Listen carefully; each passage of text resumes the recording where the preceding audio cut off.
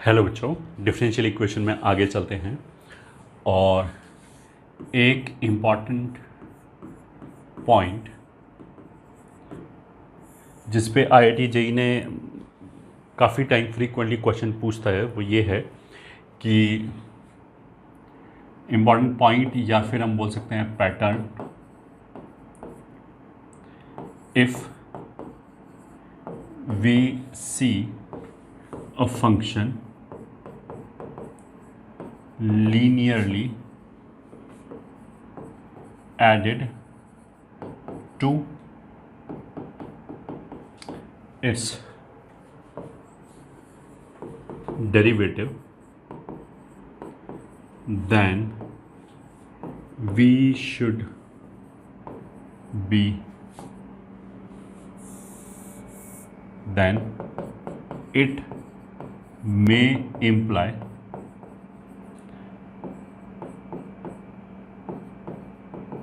application of linear differential equation।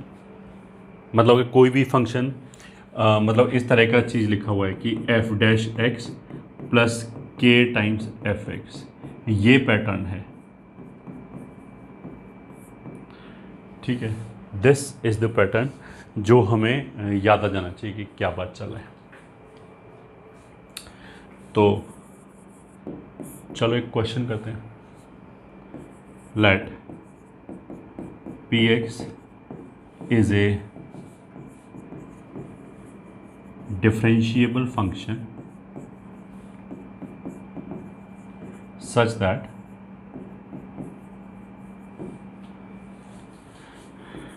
p dash x is greater than px for all x greater than 1, and if p1 is equals to 0 then prove that px is greater than 0 for all x greater than 1। ये question है। मसलन क्या बोला कि एक function px है and which is a differentiable function, और x greater than 1 के लिए p का जो डेरिवेटिव है वो p से हमेशा बड़ा है। ठीक है, एंड इफ़ p1 0 से p1 जो है वो 0 के बराबर है, then you are suppose to prove कि px हमेशा पॉजिटिव होगा 1 के आगे। ठीक है, सोल्यूशन। अब इसमें मेरे को चमकना क्या चाहिए, इसमें मेरे को ये चमकना चाहिए कि जो गिवन इंफॉर्मेशन है वो ऐसे लिखा है p dash x minus p x greater than 0। ठीक है, मतलब this is nothing but d Y by D x plus k times y, कुछ ऐसे लिखा है, सम फंक्शन ऑफ एक्स। तो यहाँ पे यही वाला पैटर्न लिखा है कि एक फंक्शन है, उसका डेरिवेटिव उसी में लीनियरली ऐड कर रखा है। लीनियरली का मतलब क्या है कि ऐसे नहीं कि पी स्क्वायर एक्स को ऐड कर रखा है या फिर पी डैश एक्स का स्क्वायर है, ऐसा कुछ नहीं। अब इससे आगे कैसे अप्रोच करें, यहीं पे मेरे को लीनियर डिफरेंशियल इक्वेशन याद आ जाना चाहिए। और लीनियर डिफरेंशियल इक्वेशन में हम परफेक्ट डेरिवेटिव कैसे बनाते हैं, इंटीग्रेटिंग फैक्टर से मल्टीप्लाई करके। तो जो इंटीग्रेटिंग फैक्टर है ये d Y by D x लिखा है, ये वाई लिखा है, तो साथ में क्या लिखा है -1। तो -1 का इंटीग्रेशन क्या हो जाएगा, -x, उसको e की पावर में लिखा तो e raise to power -x से मल्टीप्लाई किया। तो because e raise to power -x positive है तो इससे मल्टीप्लाई करने पे कोई दिक्कत नहीं है, पॉजिटिव नंबर से तो मल्टीप्लाई कर ही सकते हैं। तो e raise to power -x minus e raise to power -x px is greater than 0। This implies left hand side will become exact derivative of px into E raise to power -x। Integrating factor से multiply करने के पीछे logic ये होता है कि हम exact derivative बना पाए। p का डेरिवेटिव ये हो गया और e raise to power -x का डेरिवेटिव ये हो गया minus e raise to power -x। अब इसको देखो हम दो तरीके से एक्सप्लेन कर सकते हैं। ठीक है, जैसे ये लिखा हुआ है d x of p x into E raise to power -x greater than 0 लिखा है। अगर मैं इसको 1 मिनट के लिए एफ एक्स बोल दूँ से, ठीक है, तो यहाँ बेसिकली क्या लिखा हुआ है कि एफ डैश एक्स पॉजिटिव है। अगर ये जो अंदर फंक्शन लिखा है अगर ये एफ एक्स है तो उसी का डेरिवेटिव लिखा हो, तो ये बस सिंपली ये बोलेगा एफ डैश एक्स पॉजिटिव है। दैट वुड मीन कि एफ एक्स इंक्रीजिंग फंक्शन है। दैट वुड मीन कि अगर x 1 से बड़ा है तो एफ एक्स भी f1 से बड़ा होगा। That would mean f x किसको बोला है, p x into E raise to power minus x will be greater than, इसी में x की जगह -1 रख दिया, p1 into E raise to power -1। अब क्वेश्चन में उसने p1 को 0 दे रखा है तो ये 0 हो गया। तो यहाँ से हमारे पास रिलेशन कितना आया, p x into E raise to power -x greater than 0। अब e raise to power -x तो पॉजिटिव नंबर है, तो अगर हम उससे डिवाइड करते हैं तो कोई फ़र्क नहीं पड़ेगा, तो पी एक्स ग्रेटर देन 0। और ये किसके लिए आ रहा है, यहाँ से x ग्रेटर देन 1 के लिए आ रहा है। तो बस यही हो गया हमारा हैंस प्रूव्ड। ठीक है। अच्छा, यहाँ पे तो हमने एप्लीकेशन और डेरिवेटिव का हेल्प लिया है। अदरवाइज़ हम इसको ऐसे भी कर सकते हैं कि इसको हम दोनों तरफ डेफिनेट इंटीग्रेशन ले लें दोनों तरफ, और इंटीग्रल जो है वो 1 से लेके x तक ले लें। ठीक है, तो भी वो घुमा फिरा के यही आ जाएगा। ये हो गया हमारा first question.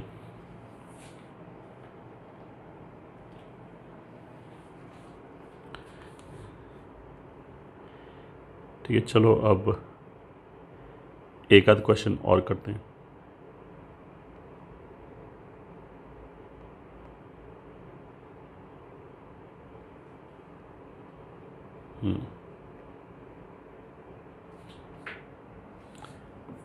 Question 2. Let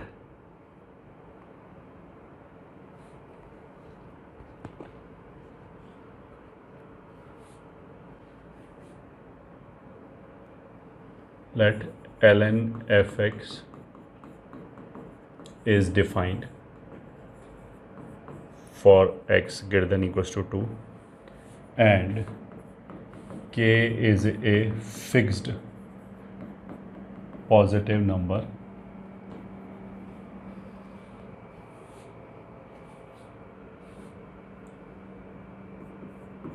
now if d dx of x fx is less than equals to k fx, then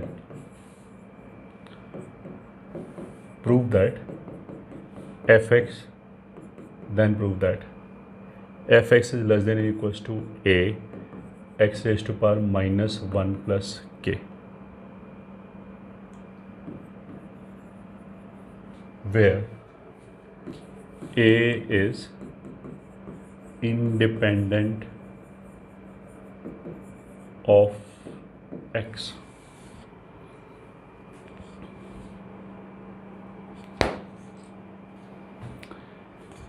अच्छा, ये क्वेश्चन पे जाने से पहले ये जो हमारा प्रीवियस क्वेश्चन था, इसमें हो सकता है कोई बच्चा ऐसे अटैम्प्ट करने की कोशिश करे कि वो बोले कि मैं पी एक्स को इधर ले जाता हूँ और D P upon D x में डी एक्स को इधर ले आते हैं, तो डी पी अपॉन पी आ जाएगा, is greater than D X आ जाएगा। तो of course that is not done. इसने बोला है कि पी एक्स पॉजिटिव है, ये प्रूव करना है, और हम पी एक्स को नीचे ले आएँ, तो इनइक्वालिटी में एक नंबर से डिवाइड करने के लिए मेरे को पता होना चाहिए ना कि वो पॉजिटिव है या नेगेटिव है। तो अगर हम पॉजिटिव मान के नीचे लाएं तो फिर तो क्वेश्चन ही ख़त्म हो गया। जो उसने प्रूव करने के लिए दिया है वही हमने मान लिया, तो that does not make any sense. Now let's start. एक ये रिलेशन दे रखा है, d D x of x into F x is less than equals to minus k into F x, ये दे रखा है। ठीक है, और x greater than equals to 2 की बात चल रही है। ठीक है, तो देखो एक तरीका तो ये हो गया इसको करने का कि हम लेफ़्ट हैंड साइड को ओपन कर लें, और दूसरा तरीका क्या हो जाएगा वैसे, D D x of x F x को मैं 1 मिनट के लिए जी एक्स बोल देता हूँ से। ठीक है, तो ये हो गया जी एक्स, और ये हो जाएगा के टाइम्स x से डिवाइड किया और x से मल्टीप्लाई किया, तो x एफ एक्स को फिर हमने जी एक्स बोल दिया, इज़ लेस देन और इक्वल्स टू 0। इसके आगे की स्टोरी सेम हो गई। ये फंक्शन है, ये उसका डेरिवेटिव लिखा हुआ है साथ में, तो इसको इंटीग्रेट करने के लिए हम क्या करेंगे, इंटीग्रेटिंग फैक्टर से मल्टीप्लाई करेंगे, which is e raise to power k by x D x, तो which is x raise to power k. अच्छा, सब कुछ x greater than equal to 2 के लिए ही चल रहा है, सब कुछ x greater than equal to 2 के लिए ही चल रहा है, ठीक है। तो x से जैसे हमने डिवाइड किया, मल्टीप्लाई किया, वैसे तो अभी तक कोई जरूरत पड़ी नहीं, हाँ अब जरूरत पड़ेगी ना। x रेज पर k से अगर हमने दोनों तरफ मल्टीप्लाई किया तो बिकॉज वो पॉजिटिव है इसलिए चल जाएगा, तो ये आ जाएगा लेफ्ट हैंड साइड पे d D x into x raise to power k into जो भी फंक्शन है that is g x is less than और इक्वल्स टू 0। तो ये जो फंक्शन है इसको एक मिनट के लिए मैं एच एक्स बोल दूँ, तो दिस विल इम्प्लाई कि एच एक्स एक डिक्रीजिंग फंक्शन है, ठीक है, एच एक्स एक डिक्रीजिंग फंक्शन है। तो for any x greater then 2 H x will be less than H x will be less than और इक्वल्स टू एच टू। चलो ऐसे ले लेते हैं, function decreasing, that would imply H x किसको बोला है, x raise to power k into g x is less than equals to h two, मतलब एक्स की जगह 2 रख दिया तो 2 raise to power k into g two. फिर जी एक्स किसको बोला है, एक्स इंटू एफ एक्स को, तो x raise to power k into g x किसको बोला है, एक्स इंटू एफ एक्स को, is less than equals to 2 raise to power k into g two. तो इसको, ये तो कांस्टेंट है, इसको हमने ए बोल दिया से, so this will imply X raise to power K plus 1 into F x is less than और equals to some number A, इसमें कोई एक्स वैक्स कुछ है नहीं, तो यहाँ से आ जाएगा f x is less than equals to a into x raise to power minus k minus 1। तो जो क्वेश्चन में लिखा है वो -1 प्लस के लिखा है, तो -1 प्लस के शायद ब्रैकेट में होगा, बिल्कुल ब्रैकेट में ही है, ऐसे है क्वेश्चन, तो हो गया, हैंस प्रूव्ड। तो this type of function I should be able to do.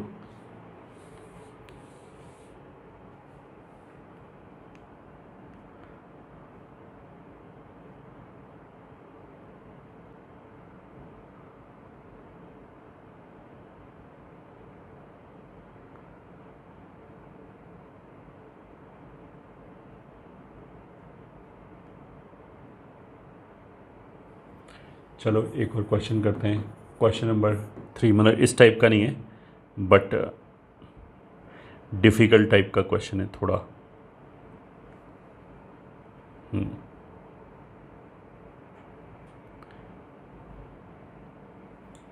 Late 2 curves y is equals to fx and y is equals to gx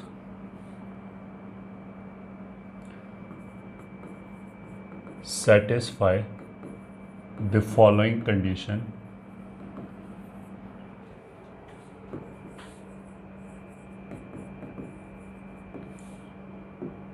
First, tangents drawn at the points of equal abscissa intersect on y-axis. Second,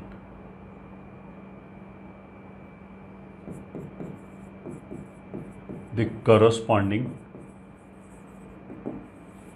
normals intersect on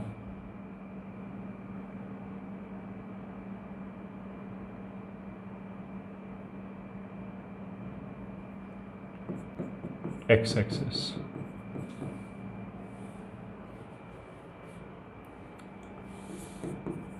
Then find the curves.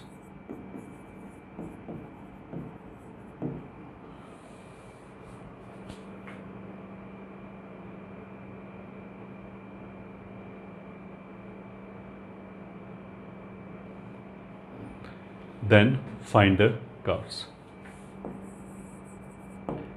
चलो पहले तो हम question बनाते हैं क्या किया उसने. Y axis, x axis, origin. तो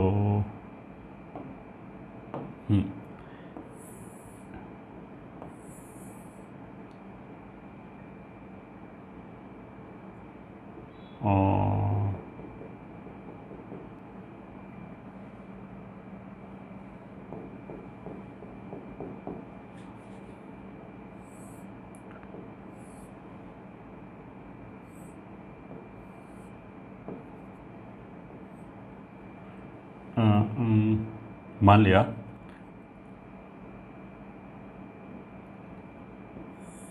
ये हो गया हमारे लिए कर्व 1 एंड ये हो गया हमारे लिए कर्व 2. कर्व 1 के ऊपर ये टेंजेंट 1, ये टेंजेंट 2, ये नॉर्मल 1, ये नॉर्मल 2. कर्व 1 के ऊपर हो गया पॉइंट P, इसके ऊपर हो गया पॉइंट Q. क्वेश्चन में क्या बोल रखा है कि दो फंक्शन है f(x) एंड g(x), मतलब ये हो गया y बराबर f(x) एंड कर्व 2 हो गया y बराबर g(x). इसमें हमने कोई भी दो पॉइंट लिए with equal abscissa. Equal abscissa मतलब इक्वल x कोऑर्डिनेट. तो मान लिया वो p और q लिए, तो p के जो कोऑर्डिनेट्स हैं वो ऑफ कोर्स कितना हो जाएगा x, f(x). q के जो कोऑर्डिनेट्स हैं वो हो जाएंगे x, g(x). ये हो गया.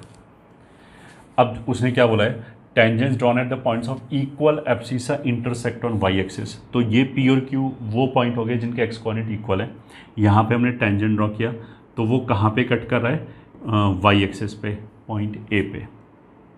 इन्हीं करस्पॉन्डिंग पॉइंट पे अगर हमने नॉर्मल्स ड्रॉ किए, ये नॉर्मल्स हैं, तो वो कहाँ पे इंटरसेक्ट कर रहा है, एक्स एक्सिस पे. ठीक है. और ऐसा अगर हर पॉइंट के लिए हो रहा है तो फिर मेरे को इन कर्व्स की इक्वेशन बतानी कि क्या होगा. ठीक है, इंटरेस्टिंग क्वेश्चन है. तो let's start. Equation of tangent at point P. इस पे टेंजेंट का इक्वेशन कितना होगा, वो ऑफ कोर्स हो जाएगा y minus y1 which is या y माइनस f(x) बराबर स्लोप टाइम्स कैपिटल Y लेना पड़ेगा, कैपिटल X माइनस X. ये हो गया. ठीक है. तो इसके लिए A के कोऑर्डिनेट्स क्या हो जाएंगे, X कोऑर्डिनेट को 0 रखा तो Y कोऑर्डिनेट कितना हो जाएगा, f(x) माइनस x f'(x). ये हो गया. Similarly tangent at Q will be y minus gx बराबर g'(x) into capital X minus X. तो सिमिट्री से A कितना आ जाएगा, बस f का रोल g निभाएगा यहाँ पे, तो ये आ जाएगा gx माइनस x g'(x). तो बिकॉज ये दोनों टेंजेंट एक ही पॉइंट पे आ रहा है तो this implies f(x) minus x f'(x) बराबर gx माइनस x g'(x). ठीक है. अब ये देखो क्वेश्चन अच्छा है क्योंकि एक ही इक्वेशन के अंदर 3 वेरिएबल हैं, x है, f है और g है, बट फिर भी ये सॉल्व हो जाएगा आराम से. मतलब आराम से नहीं, थोड़ा सा दिमाग लगाना पड़ेगा. g को इधर ले आए, इसको इधर ले आए, तो इसको x times f' minus g' ऐसे लिख लिया. तो इसमें जो f और g है, f, g और x 3 वेरिएबल हैं, बट बाई चांस क्या हुआ, f और g क्लब होके ये ठीक है f माइनस g के फॉर्म में आ गया, d dx of f minus g. तो यहाँ से ऐसे आ जाएगा df माइनस जी अपॉन f माइनस जी बराबर dx अपॉन x.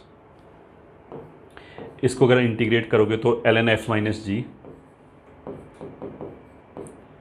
बराबर ln x प्लस सी आएगा। तो यहाँ से f माइनस जी बराबर k टाइम्स x आएगा। ठीक है, तो फर्स्ट इक्वेशन हमारी कितनी आएगी, f x minus g x is some k times x। First equation ऐसे लिखा रहेगा। ठीक है, अब हमने नॉर्मल लिखा एट पॉइंट P, तो वो आ जाएगा y minus one upon y minus y one, वो तो एफ एक्स ही होगा, डेरिवेटिव हो जाएगा इतना कैपिटल X माइनस एक्स। तो अगर मेरे को b के कोऑर्डिनेट्स चाहिए तो y को 0 रख दिया, तो ये इधर आ गया, माइनस माइनस कैंसिल हो गया, x प्लस एफ डैश। ठीक है, तो अगर नॉर्मल खींचा हमने n1, उसका x इंटरसेप्ट चाहिए तो हम y को 0 रखेंगे, तो हमने रख दिया, y को 0 रखा तो ये आ जाएगा। Similarly normal at point Q will be y minus G बराबर minus one upon G dash, normal का slope capital X minus X. X coordinate same है तो ये स्मॉल x तो जो है वो तो सेम ही है, क्योंकि एक ही वर्टिकल लाइन पे आ रहा है।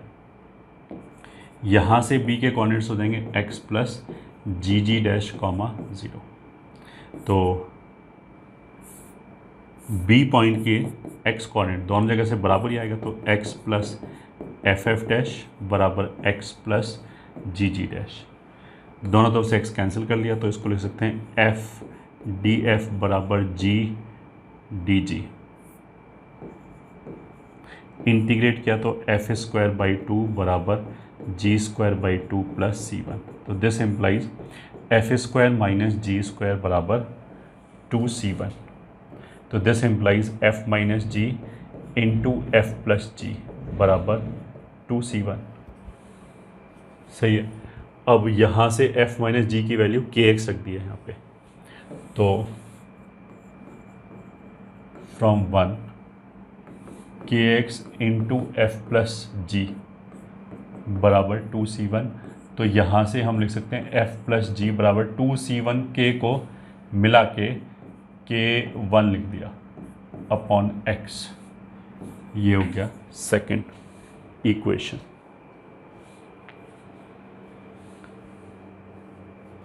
अब हमारे पास दो इक्वेशंस आ गया, एक बार जोड़ लो एक बार घटा लो। तो one plus two will imply g g cancel हो जाएगा, टू एफ एक्स बराबर k x plus k one upon x. ये तो पहला फंक्शन हो गया। और two minus one will give you g x is equals to half of k one upon x minus k x. अगर question में दो इन्फॉर्मेशन दे रखा होता, मान लिया उसने बोल रखा होता कि f जो है वो 1,1 से पास कर रहा है एंड g मान लिया 1,2 से पास कर रहा है, समथिंग लाइक दिस, तो वो हम यहाँ पे सब्स्टिट्यूट करके k1 और k की वैल्यू निकाल सकते थे। वहाँ से हमें पता लग जाता है कि एग्जैक्टली फंक्शंस क्या क्या आएंगे। ठीक है, ये एक क्वेश्चन हो गया।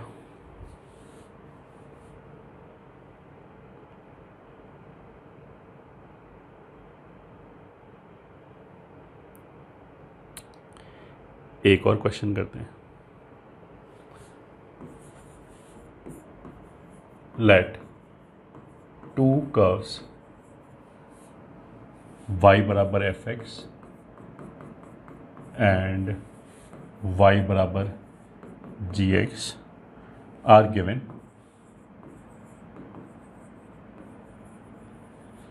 Where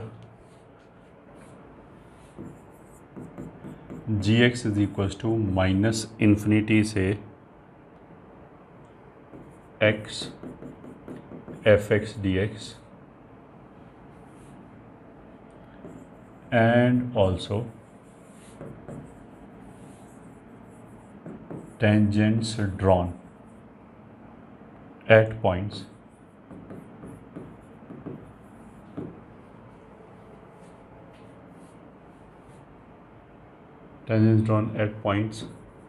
with equal abscissae intersect on x axis.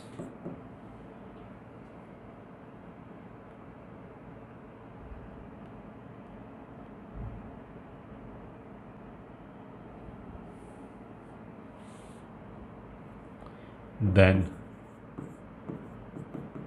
find the curves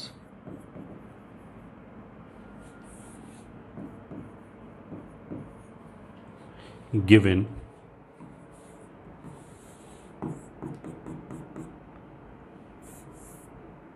zero comma 1 lies on fx and 0 comma 1 by 4 lies on gx। ये क्वेश्चन है। तो फिर सॉल्यूशन gx बराबर कितना हो जाएगा, माइनस इन्फिनिटी से x fx dx। एक ये इन्फॉर्मेशन दे रखा है। पहला वही दे रखा है कि जो टेंजेंट है इक्वल एब्सीसा का, तो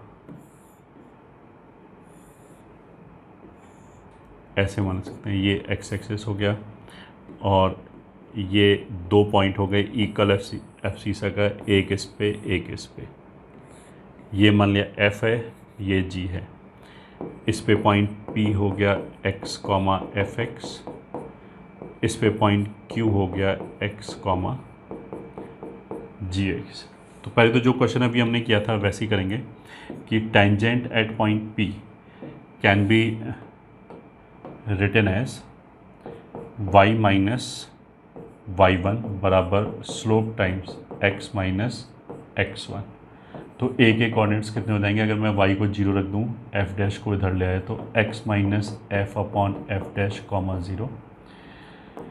तो similarly tangent at q will be y minus g बराबर g dash capital x minus x। That will also give you x बराबर a x g upon g dash comma 0।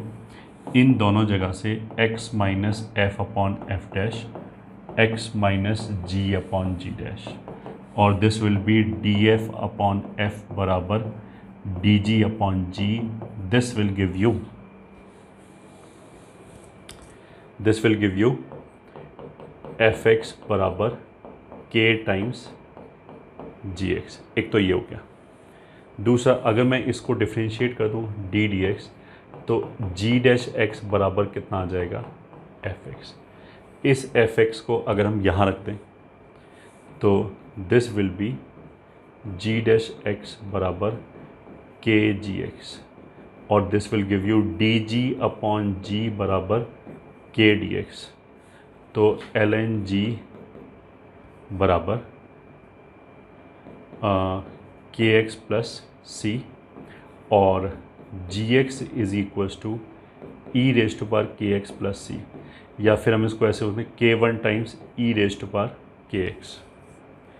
ठीक है, तो gx कितना हो गया,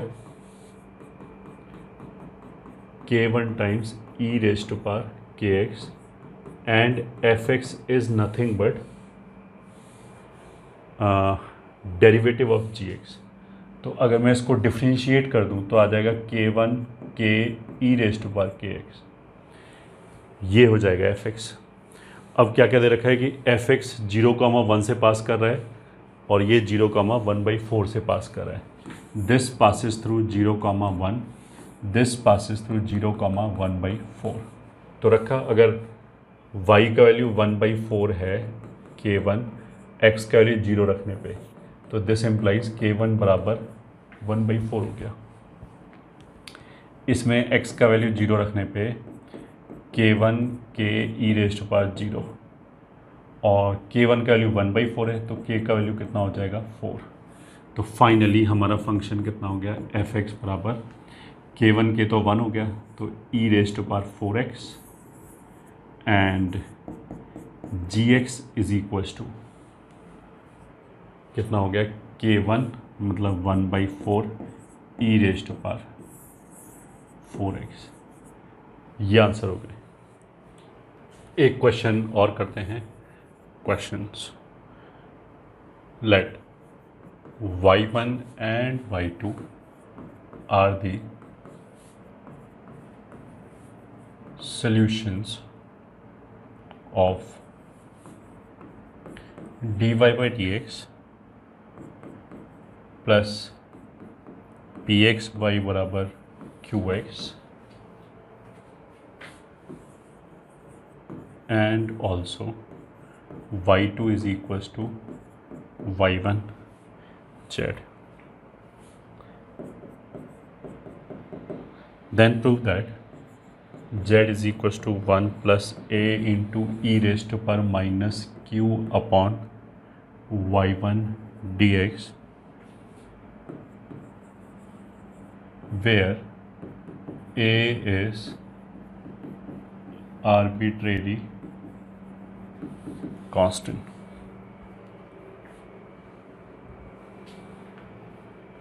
तो सबसे पहले ऐसे क्वेश्चन में हम क्या करेंगे, जो भी उसने इन्फॉर्मेशन दे रखा है हम पहले उसको लिखने की कोशिश करेंगे. उसने क्या बोला कि एक लीनियर डिफरेंशियल इक्वेशन है dy by D x plus p x into y बराबर क्यू एक्स और इसका सोल्यूशन y1 एंड y2 है. ठीक है, अगर इसका y1 सोल्यूशन है तो dy one x plus p x into y1 हमने पहले की क्लास में बताया था कि y1 is nothing but A curve. y1 किसी भी कर्व के लिए y है जो x के टर्म्स में आएगा, it is not some point. ठीक है, ऐसे ही dy2 upon D x plus p x into y2 बराबर क्यू एक्स ऐसे लिखा हुआ है.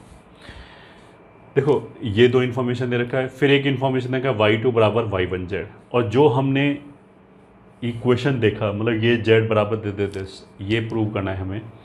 इसमें मेरे को q नज़र आ रहा है, अच्छी बात है.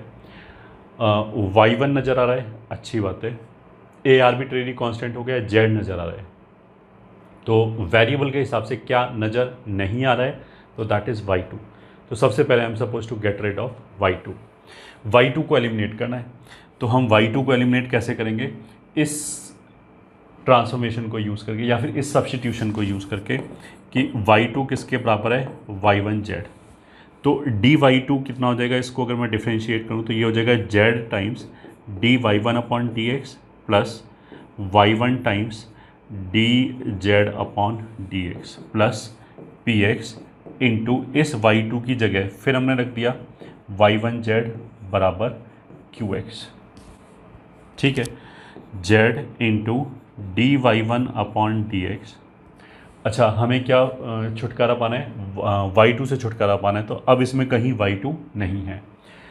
एक चीज़ और, ये जो रिलेशन है इसमें कहीं p भी नहीं है, तो इस p को भी हटाना है. उसके लिए हम क्या कर सकते हैं कि इसको तो हमने ऐसे लिखा रहने दिया y1 into D Z upon D x plus इन दोनों जगह से हमने क्या किया, z को कॉमन ले लिया and dy1 upon D x plus p x into y one बराबर क्यू एक्स ऐसे लिख लिया. ठीक है, dy1 upon D x p x into y one ये किसके बराबर है, क्यू एक्स के बराबर. ये वैल्यू उठा के हमने इस ब्रैकेट में रख दिया, तो वहाँ से ये ऐसे आ जाएगा y1 D Z upon D x plus z common लेने पे क्यू एक्स बराबर एक आ जाएगा राइट हैंड साइड पे क्यू एक्स. ठीक है, अब इसको हमने ऐसे लिख लिया y1 into D Z upon D x बराबर इधर ले गए तो Q X times 1 minus Z.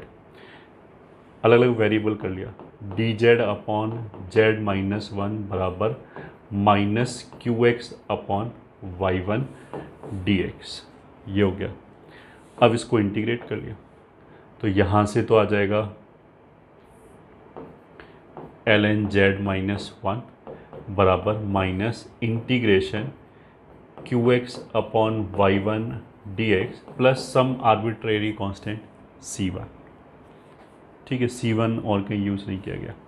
Log हटाया तो this will be Z minus one बराबर E raise to power minus q upon y1 dx and plus c1, E raise to power c1 को अलग कर दिया, E raise to power minus integral q upon y1 dx, E raise to power c1 को जैसे इसने a बोला है हमने भी a बोल दिया, a से, और इस वन को उधर ले गए, तो what you'll get z is equals to 1 plus a into E raise to power minus q upon y1 dx।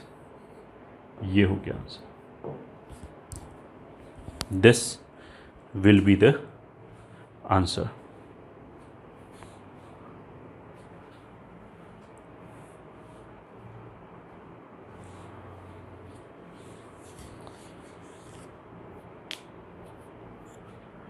ये हो जाएगा।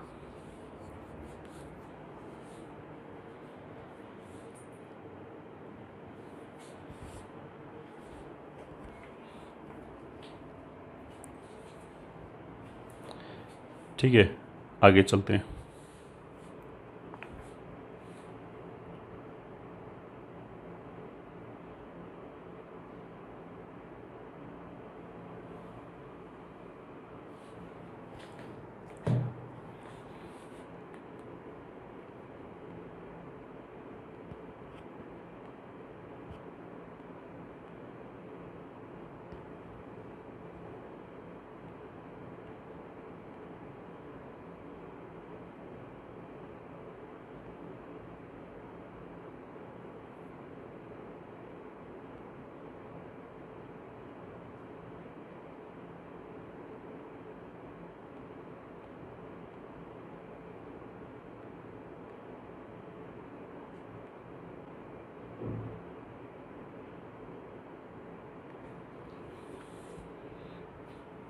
एक क्वेश्चन और करते हैं।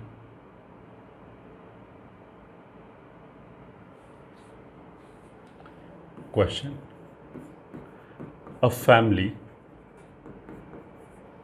C alpha of integral curves of linear differential equation dy by dx plus px into y बराबर qx is given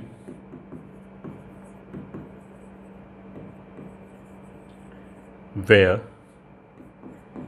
px and qx are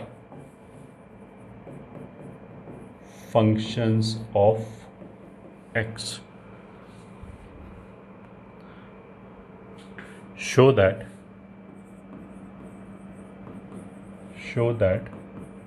the tangents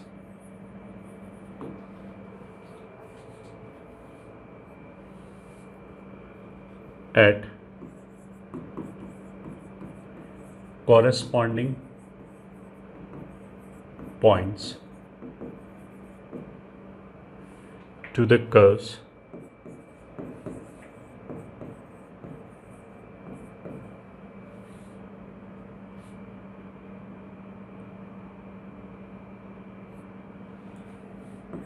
determined by the linear equations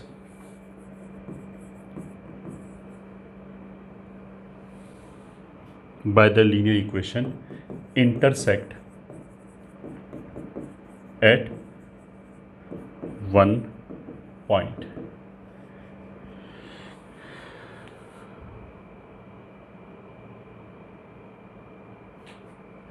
ठीक है, फिर उसने क्या बोला है, corresponding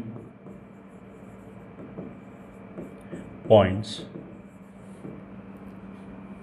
of curves C alpha are those points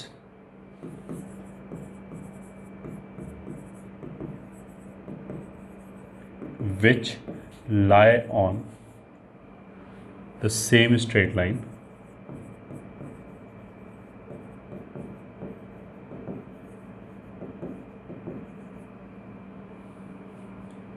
parallel to the ordinate access.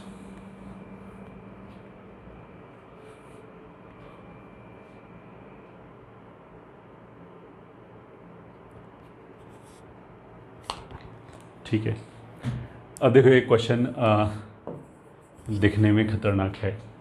Basically इसने क्या बोला है कि एक कर्व है, ठीक है, मान लिया C1, फिर एक दूसरा कर्व है।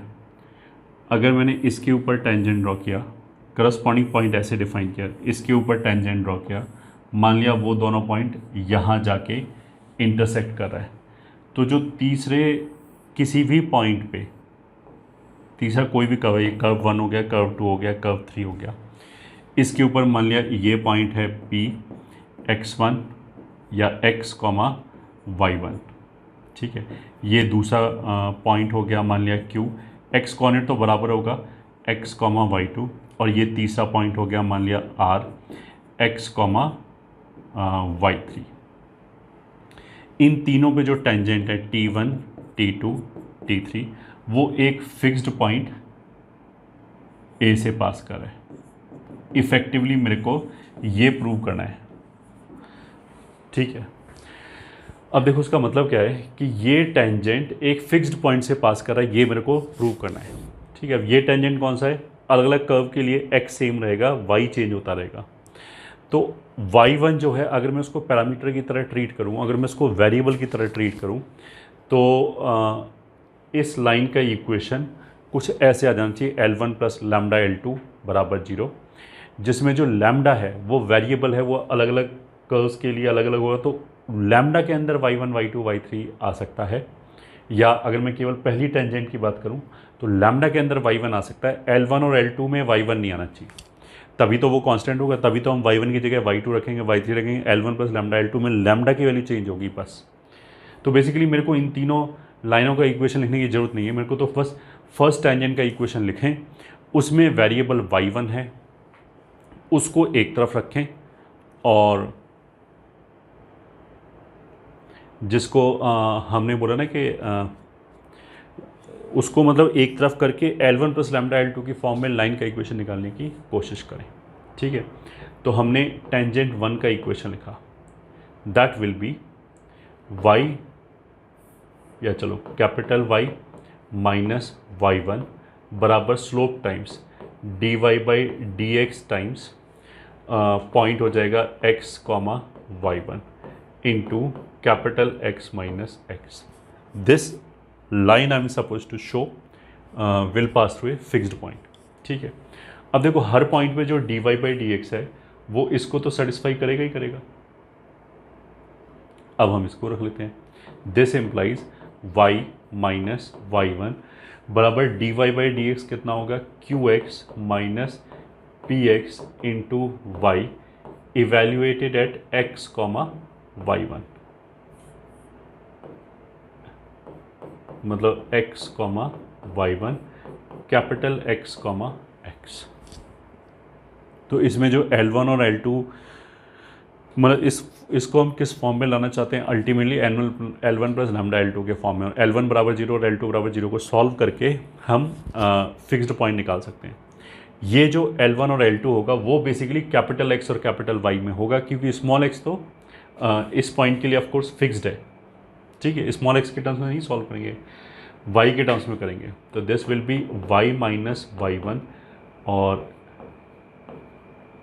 qx माइनस x की जगह तो स्मॉल x ही रख दिया, तो वो तो ऐसे ही रहेगा। इसकी जगह y1 रख दिया, कैपिटल X माइनस x। अब जैसे मैंने ये बोला कि एक कर्व से दूसरे कर्व तक जाने में y की वैल्यू चेंज हो रही है, तो मतलब y1 को हम ट्रीट करेंगे वेरिएबल की तरह। तो हमने क्या किया, y1 को एक तरफ कर लिया, बाकी सबको अलग कर लिया। तो ये कितना आ जाएगा, अगर मैं सबको राइट पे ले जाऊं तो देखो px y1 जब इससे मल्टीप्लाई होगा और ये वाला y1, तो y1 के साथ कितना आ जाएगा, इसकी वजह से 1 और इसकी वजह से आ जाएगा minus px into capital X minus x बराबर 0। और बचा हुआ चीज़ क्या आ जाएगा, qx। अच्छा qx और px बेसिकली फंक्शन है, तो उसमें अगर मैंने x की जगह स्मॉल x रखा तो ये तो काइंड ऑफ दो नंबर्स आ जाएंगे उस पॉइंट के लिए, x कॉमा y1 के लिए दो नंबर्स आ जाएंगे। तो qx comma x minus x minus capital Y plus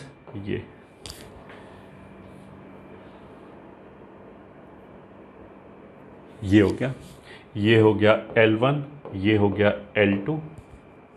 तो दोबारा लिख के दिखा देते हैं, QX times capital X minus x minus y, ये तो हो गया हमारा लाइन 1, प्लस लैम्डा की जगह लिखा है Y1, और ये बेसिकली हमें लैम्डा की तरह काम कर रहा है, और 1 minus p x into capital X minus X बराबर 0। तो जो फिक्स्ड पॉइंट होगा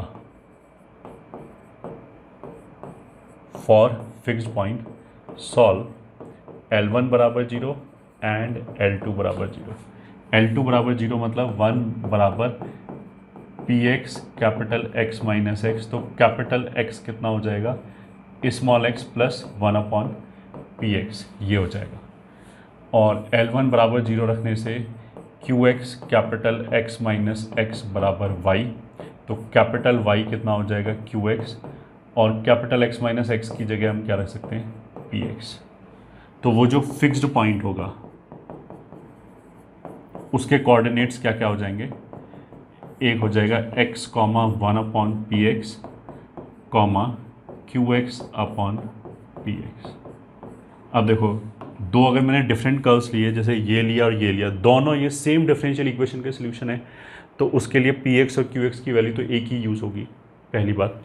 दूसरी बात, करस्पॉन्डिंग पॉइंट्स बोला है तो इस लाइन पे x कोऑर्डिनेट फिक्स रहेगा, तो स्मॉल x भी फिक्स है, ये आ जाएगा small x plus p x. बस यही प्रूव करना था, तो हो गया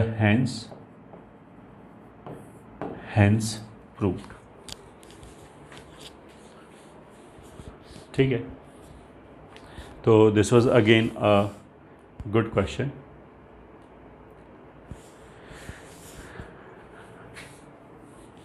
Now we will talk about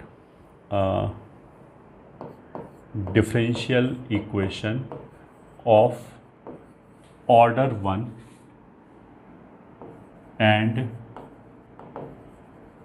higher degree। Higher degree मतलब डिग्री ग्रेटर देन 1। तो उसका उन्होंने क्या है कि d Y by D x का ही टर्म इन्वॉल्व होगा, d two y by D x two का टर्म नहीं आएगा, d q y by D x q का टर्म नहीं आएगा, but d Y by D x के टर्म्स में स्क्वायर वगैरह आ सकता है। ठीक है, उसका कोई फंक्शन आ सकता है, इस तरह का चीज़ हो गया। तो इसमें एक जो पॉइंट है वो, मतलब ये बेसिकली पहली बात तो हमें ये समझना चाहिए कि this is not in JEE syllabus. ठीक है, ये जेई सिलेबस में नहीं है, हम इसको बिल्कुल छोड़ सकते हैं जो आगे पढ़ाया जा रहा है। ठीक है, बट सम बुक्स में यू विल फाइंड, और इवन सम कोचिंग के मटेरियल में यू विल फाइंड कि they will have questions based upon this concept जो भी अभी हम आगे पढ़ाने वाले हैं, मतलब solvable for P, solvable for X, solvable for Y and Clairaut's equation, ये अभी पढ़ाएंगे। वो इसी कैटेगरी के अंदर, दिस मतलब जैसे बोलते हैं ना एक टाइप ऑफ क्वेश्चंस हो गए, ऐसा है कुछ। और उसको सॉल्व कैसे करेंगे उसके बारे में भी बताया जाएगा। ठीक है, तो इसमें पहला चीज़ तो जैसा मैंने बोला कि अगर नहीं समझ में आता है, डिफ़िकल्टी है समझने में, you can leave it without any tension. ठीक है, पहला चीज़ तो ये हो गया। और दूसरा चीज़ क्या हो गया, जनरल सॉल्यूशन। एक चीज़ होती है जनरल सॉल्यूशन, वो तो हम पढ़ ही चुके हैं, मतलब इंटीग्रल कर्व्स,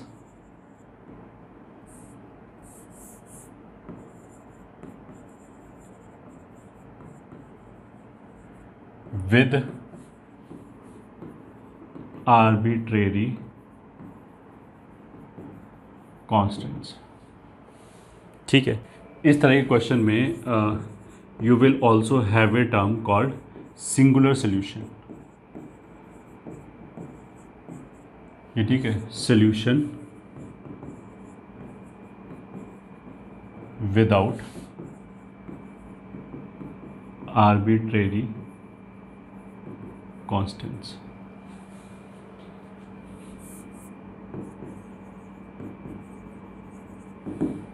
इसका मतलब देखो इस तरह का क्वेश्चन होगा कि जैसे कोई भी इक्वेशन दे रखा है उसको हमने सॉल्व किया, सॉल्व करने पे मान लिया जैसे जो ओरिजिनल इक्वेशन दे रखा है वो d Y by D x बराबर समथिंग कुछ एक्स और वाई का फंक्शन इस तरह के टर्म्स में दे रखा है। मान लिया सॉल्व करने पे d Y by D x की वैल्यू कुछ आ जाए 5 आ जाए फॉर एग्जांपल, तो 5 को उठा के अगर मैं ओरिजिनल इक्वेशन में रख दूं जहाँ पे भी D Y by D X आ रहा है तो उस इक्वेशन में क्या होगा, केवल एक्स वाई होगा ओरिजिनल इक्वेशन जो भी डिफरेंशियल इक्वेशन लिखा हुआ है, और D Y by D x की जगह मैंने 5 रख दिया, या फिर 5x आ गया मान लिया तो मैंने 5x रख दिया, तो उसमें कोई आर्बिट्रेरी कांस्टेंट ही नहीं आएगा। तो इस तरह के सॉल्यूशन को हम क्या बोलेंगे, सिंगुलर सॉल्यूशन। और तीसरा नोट क्या है, usually we will denote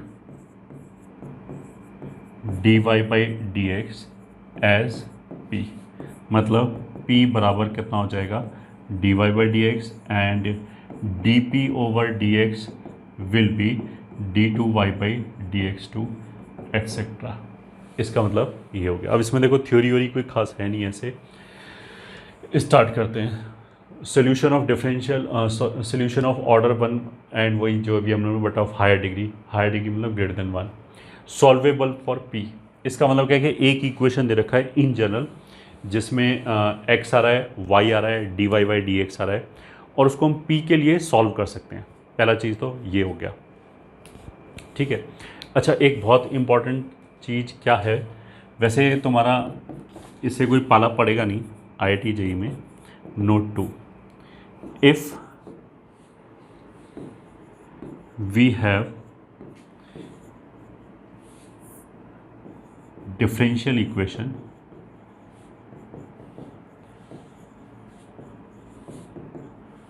of order 1, then its solution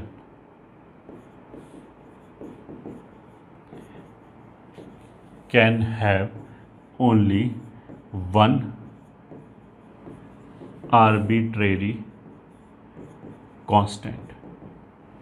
मतलब थ्योरेटिकली क्या होगा, अगर सेकंड ऑर्डर का डिफरेंशियल इक्वेशन दे रखा है तो उसको जब मैंने इंटीग्रेट किया, 2 बार इंटीग्रेट करेंगे तो पहली बार इंटीग्रेशन करने पे एक आर्बिट्रेरी कांस्टेंट आएगा और फिर एक बार और इंटीग्रेशन करने पे एक दूसरा आर्बिट्रेरी कांस्टेंट आएगा। तो सेकंड ऑर्डर वाले में 2 आर्बिट्रेरी कांस्टेंट आएंगे, थर्ड ऑर्डर वाले में 3 आर्बिट्रेरी कांस्टेंट आएंगे।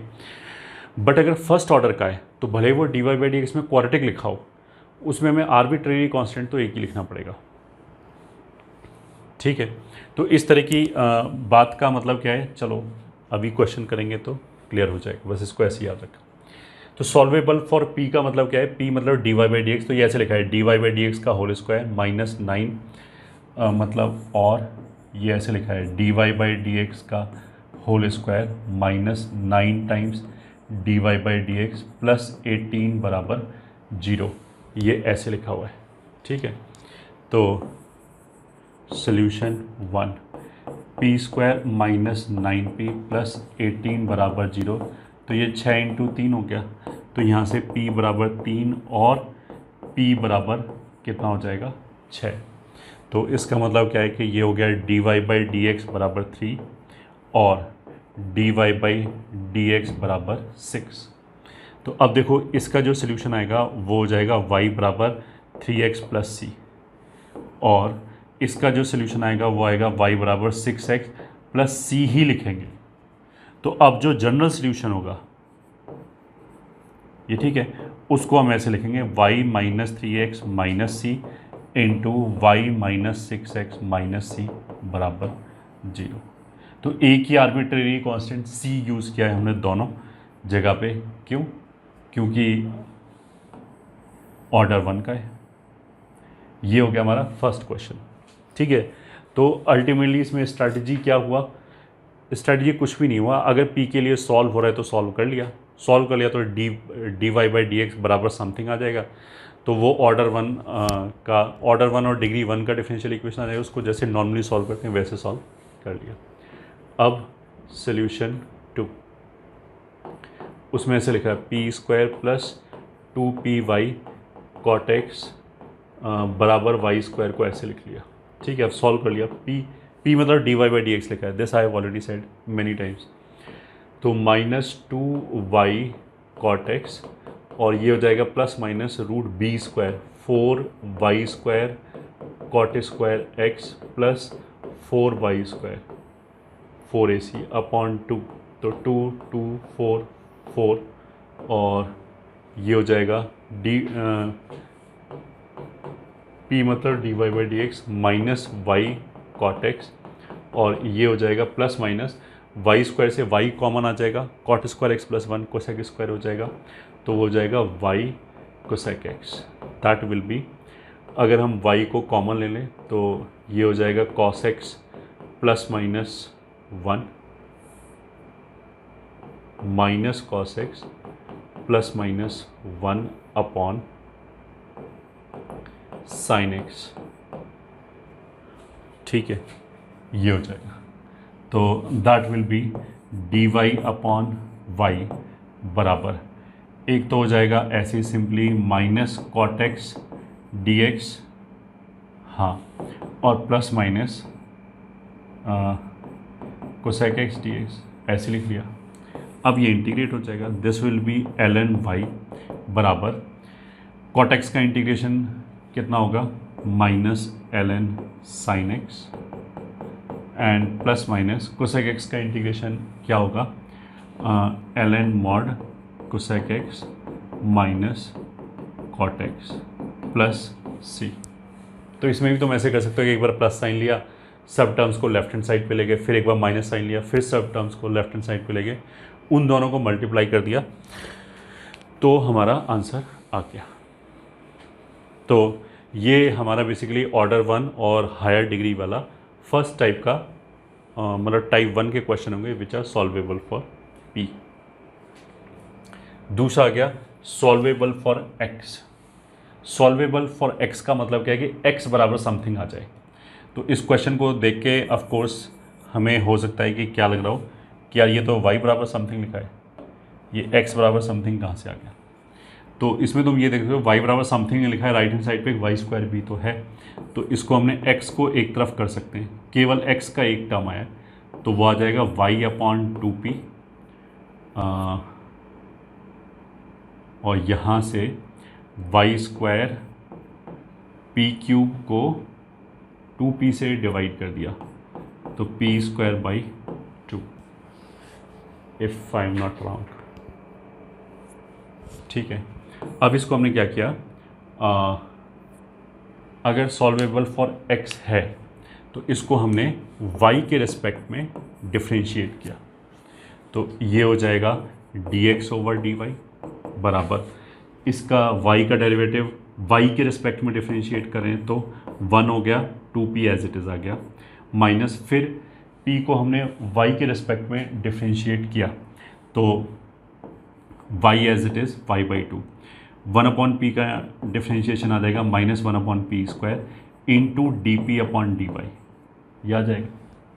ठीक है, फिर अब इस पे आते हैं, तो पहले हमने y को y के रिस्पेक्ट में डिफ्रेंशिएट किया तो आ जाएगा minus 2y upon 2 P square as it is, फिर minus Y square as it is, P square को डिफ्रेंशिएट किया तो 2p और बाई 2 तो लिखा ही है d P upon d y, ये आ गया। तो ये 2 कैंसिल, ये 2 कैंसिल, और क्या क्या कर सकते हैं, d x upon d y is nothing but 1 upon p लिखा हुआ है। ठीक है, ऐसे करते हैं, पूरे में 2 से मल्टीप्लाई करते हैं तो ये 2 अपॉन पी हो गया, ये 1 अपॉन पी हो गया, इसको 2 से मल्टीप्लाई किया तो ये हो गया y upon p square into d P upon d y, minus 2 से मल्टीप्लाई कर दिया तो 2y स्क्वायर, 2 से मल्टीप्लाई कर दिया तो 2y square p d P upon d y. अब देखो इसके बाद इस क्वेश्चन कुछ भी नहीं है, ऐसे क्वेश्चन में अगर सॉल्वेबल होगा, मतलब हमारे परव्यू में आ रहा होगा सॉल्व करने के लिए, तो अपने आप ये फैक्टराइज हो जाएगा, हमें टेंशन लेने की जरूरत ही नहीं। सारे टर्म्स को लेफ्ट हैंड साइड पे लाए तो 2 अपॉन पी में से 1 अपॉन पी गया, 1 अपॉन पी आ गया, plus y upon p square into d P upon d y plus 2y p square plus 2y² p dp upon dy बराबर 0।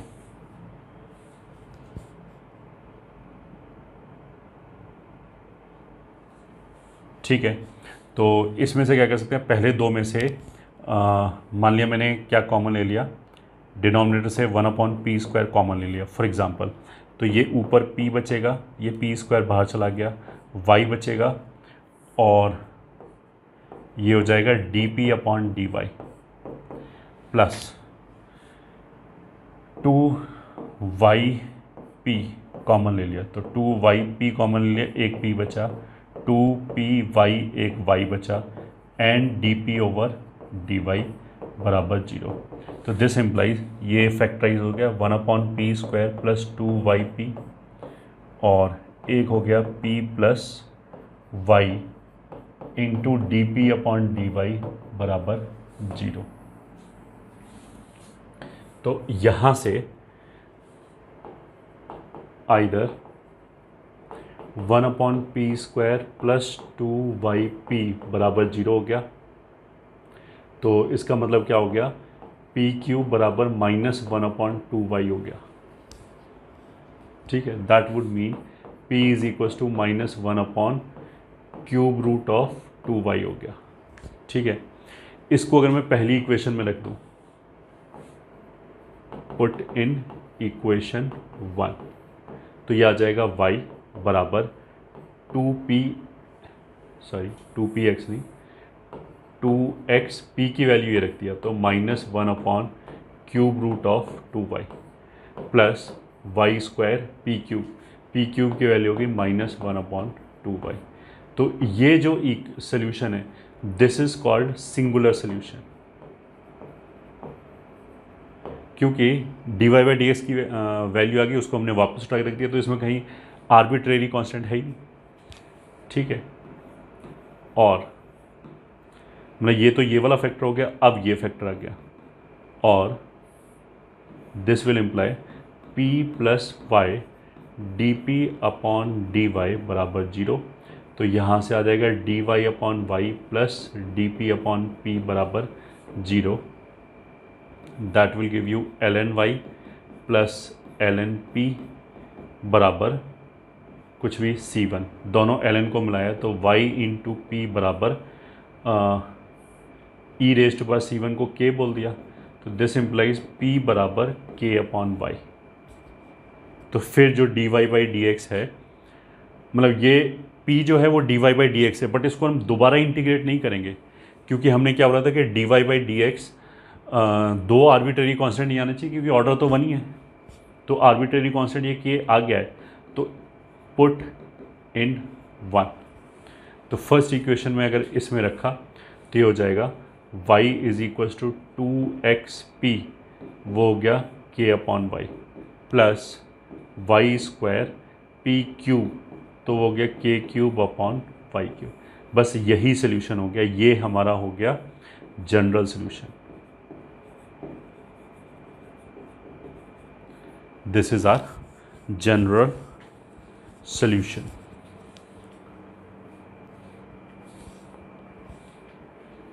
तो ये हमारा टाइप 1 का क्या था, सॉल्वेबल फॉर p। तो उसमें तो p के लिए सॉल्व भी कर लिया, वो फैक्टराइज हो गया कुछ इस तरीके से कि p minus some factor into p minus दूसरा फैक्टर बराबर 0, उनको इंडिविजुअली सॉल्व कर लिया। फिर दूसरा था सॉल्वेबल फॉर x, तो हमने x को एक तरफ किया, बाकी सब को दूसरी तरफ किया, फिर y के रिस्पेक्ट में डिफ्रेंशिएट कर लिया। ठीक है, टाइप 3 में चलते हैं, सॉल्वेबल फॉर y। तो दिखाई दे रहा है कि y एक तरफ है, बाकी सब दूसरी तरफ है, तो इसमें भी कुछ नहीं है। अगर y के लिए सॉल्वेबल है तो हमने इसको x के रिस्पेक्ट में सॉल्व कर लिया।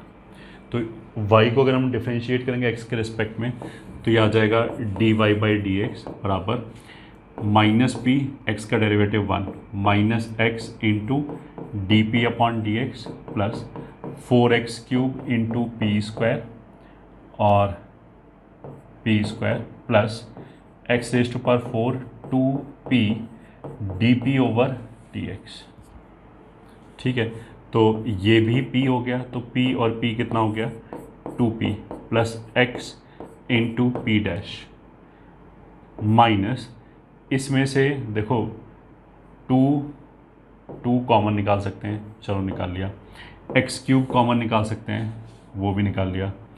और एक p कॉमन निकाल सकते हैं, वो भी निकाल लिया। तो 2x क्यूब p कॉमन निकाल लिया, तो यहाँ कितना बचा 2p x क्यूब, तो ये बचा x p डैश बराबर 0। अब ये और ये सेम ही है, तो वो क्वेश्चन अपने आप ही ऐसा सेट होगा कि वो सेम ही होगा। इसको कॉमन लेने पे आ गया 1 माइनस 2x क्यूब p बराबर 0। तो यहाँ से आ जाएगा 2p plus x P dash बराबर 0 और 1 माइनस 2x क्यूब p बराबर 0। ठीक है, तो यहाँ से p बराबर कितना हो गया 1/2x क्यूब, पुट इन 1, तो y बराबर माइनस एक्स इंटू पी की जगह आ जाएगा 1/2x cube plus x raised पर 4 इंटू पी स्क्वायर हो जाएगा 1/4 एक्स रेस्ट पर 6। तो ये तो हमारा वापस क्या हो गया सिंगुलर सोल्यूशन।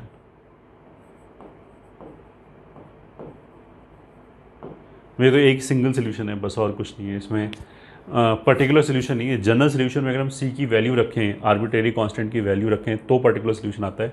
ये पर्टिकुलर सोल्यूशन नहीं है, ये तो मतलब जो क्या बोलते हैं एक ही आंसर है, बस एक ही कर्व है जो उसको सेटिस्फाई कर रहा है। ठीक है, और अब दूसरा फैक्टर आ गया कि 2p plus x into d P by D x अगर 0 है तो ये हो जाएगा 2dx upon x plus D P upon P बराबर 0। इंटीग्रेट किया तो ये आ जाएगा 2ln x plus ln p बराबर c। इसको पावर में ले गए, ये एक्स स्क्वायर हो जाएगा, दोनों लॉग को जोड़ दिया तो ये हो जाएगा पी एक्स स्क्वायर बराबर लॉग हटा दिया तो ई रेस्ट पर सी को k बोल दिया। अब फिर इसको पुट इन 1, तो p की वैल्यू कितनी है k अपॉन एक्स स्क्वायर, तो y बराबर माइनस एक्स, p की वैल्यू कितनी हो जाएगी k upon x square plus x raised पर 4, p स्क्वायर की वैल्यू हो जाएगी k square upon x raised पर 4। ये हमारा हो गया जनरल सॉल्यूशन।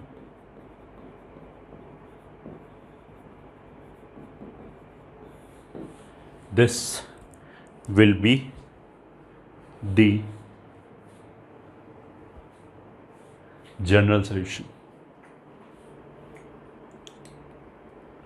ये हो गया हमारा टाइप 3। अब लास्ट टाइप 4 क्या बचता है क्लेरेट्स इक्वेशन।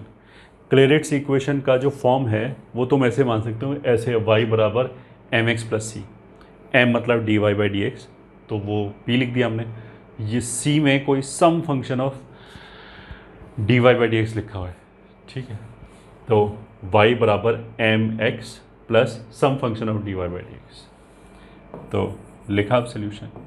इसमें इसको ऐसे लिखते हैं y बराबर x P plus P square, ये लिखा है। तो फिर x के रिस्पेक्ट में डिफ्रेंशिएट किया डी डी एक्स, तो इसको अब सीधा ही p लिखना है, D Y by D x को ही p बोला है। राइट हैंड साइड पे x को डिफ्रेंशिएट किया p आ जाएगा, प्लस p को डिफ्रेंशिएट किया ये आ जाएगा, प्लस 2p p डैश, तो ये p कैंसिल। यहाँ से अगर हमने p डैश कॉमन लिया तो आ जाएगा x प्लस 2p बराबर 0। तो आइदर p डैश बराबर 0 और x प्लस 2p बराबर 0। p डैश बराबर 0 का मतलब कितना हो गया D P upon D x बराबर 0, उसको इंटीग्रेट करें तो p बराबर सम आर्बिट्रेरी कांस्टेंट c हो गया, और यहाँ से p का वैल्यू कितना हो गया -x/2।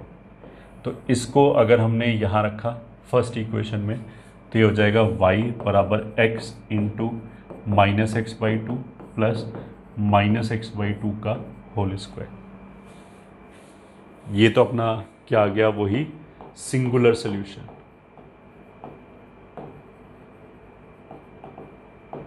तो ये हो गया y बराबर minus x square by 2 plus x square by 4, that employees y बराबर माइनस एक्स स्क्वायर बाई 4। एक तो ये आ गया सिंगुलर सोल्यूशन। दूसरा p बराबर आर्बिट्रेरी कांस्टेंट इसमें रखा,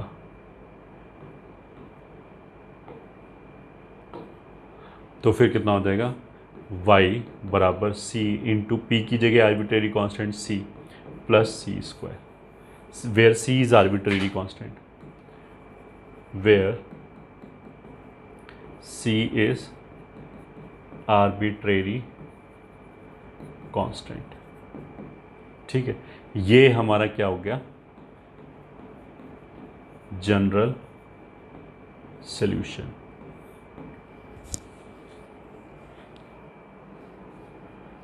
ये हो गया हमारा जनरल सॉल्यूशन। ठीक है, अब this was not in syllabus but ठीक है। अच्छा, एक नोट और देख लिया। अगर मान लिया ऐसे लिखा है y double dash equals to y, अब ये सेकेंड ऑर्डर का डिफरेंशियल इक्वेशन है and of course this is not in our syllabus, ये हमारे सिलेबस में नहीं है, बट इसको हम ऐसे सोच सकते हैं। हमने क्या किया, दोनों तरफ y डैश ऐड कर दिया। ठीक है, अब ये अगर मैं इसको f बोलूं तो this is nothing but f dash, तो ये तो ऐसे आ जाएगा, this is f dash minus f बराबर 0। तो इंटीग्रेटिंग फैक्टर कितना हो जाएगा, e raise to power minus X, उससे मल्टीप्लाई किया तो लेफ्ट हैंड साइड हो जाएगा D D x of F X into E raise to power minus X बराबर 0। इसको इंटीग्रेट किया तो F X into E raise to power minus X बराबर सी, या फिर एफ एक्स बराबर C into E raise to power X, ये आ गया। अब एफ एक्स किसको बोला है, ये रख दिया वाई डैश प्लस वाई बराबर C into E raise to power x.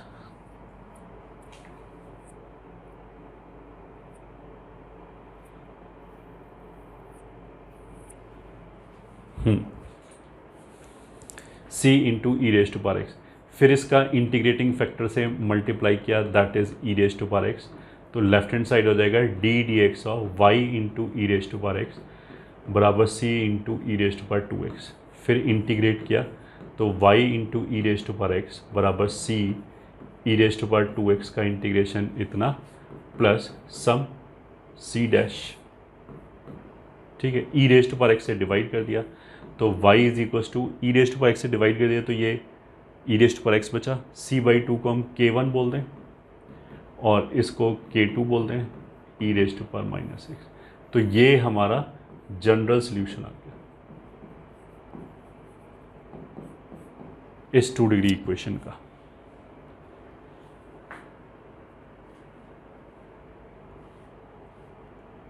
ठीक है, तो y डबल डैश बराबर y का जनरल सॉल्यूशन ये आ गया। ठीक है,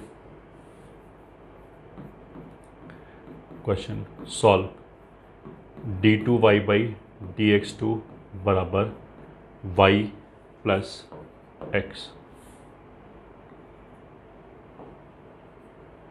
solution d2 dx2 y plus x बराबर y प्लस एक्स। ये ठीक है, this implies d2 dx2 z बराबर z। इसमें क्या है देखो, पहले y का सेकेंड डेरिवेटिव ये हो गया और x को अगर मैं 2 बार डिफ्रेंशिएट करूँ तो 0 आएगा, तो अगर मैंने अंदर x जोड़ भी लिया तो उसका कोई फ़र्क नहीं पड़ेगा। ठीक है, ये आ गया। इसका जनरल सॉल्यूशन ऐसे ले सकते हैं z बराबर k1 times e raise to power x plus k2 times e raise to power minus x. This will imply z किसको बुलाए, y प्लस एक्स को, तो y प्लस एक्स बराबर k1 times e raise to power x plus k2 times e raise to power minus x. यही हमारे लिए answer हो गया।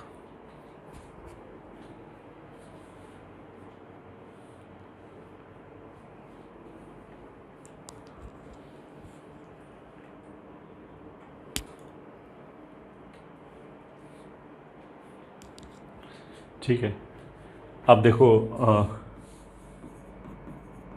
नोट टू, ऐसे अगर मान लिया तुम्हारे पास लिखा है वाई डबल डैश बराबर माइनस वाई, तो इसको हम ऐसे कर सकते हैं कि हमने दोनों तरफ क्या किया, वाई डैश से मल्टीप्लाई कर दिया, minus y into y dash, तो ये हो गया y dash d y dash, और ये हो गया माइनस वाई वाई डैश। तो अगर इसको इंटीग्रेट करेंगे तो ये आ जाएगा वाई डैश का स्क्वायर बाई टू प्लस ये हो जाएगा वाई स्क्वायर बाई टू बराबर सी।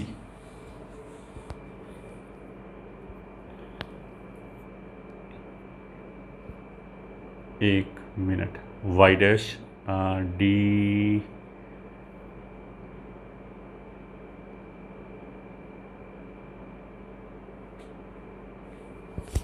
हाँ मतलब ये वाई स्क्वायर बाई टू, ये हो जाएगा वाई डैश का square by two plus y का स्क्वायर बाई टू बराबर सी वन। जो टू है वो हमने राइट हैंड साइड पे मिला दिया, ऐसे आ गया। ठीक है, तो अब वाई डैश को हम लिख सकते हैं प्लस माइनस रूट सी वन माइनस वाई स्क्वायर, तो ये आ गया डी वाई अपॉन रूट सी वन माइनस वाई स्क्वायर बराबर प्लस माइनस डी एक्स। अब इसको इंटीग्रेट किया तो ये आ जाएगा sine inverse C one minus Y, नहीं ये कहाँ से आ गया, साइन इनवर्स, इसका इंटीग्रेशन कितना हो जाएगा, वाई अपॉन सी वन बराबर plus minus x plus c two. ठीक है, तो यहाँ से y कितना हो जाएगा, c one sine plus minus x plus c two. ठीक है, अब देखो इसको ओपन करके अल्टीमेटली अगर मैं इसको ओपन कर दूं तो ऐसे आ जाएगा c one sine x cos c two plus cos x sine c two, इस तरीके से। तो मेरे को अगर केवल x वाले टर्म से लेना देना है तो एक तो साइन एक्स के साथ कुछ k1 आ जाएगा और एक कॉस एक्स के साथ कुछ k2 आ जाएगा, तो बस इसका आंसर यही हो गया। तो ये दो एज ए स्पेशल केस हम अलग से याद कर सकते हैं। वैसे जैसा मैंने बोला this is not in the syllabus and इसके आने की प्रोबेबिलिटी बहुत ही कम है, तो we can also leave it.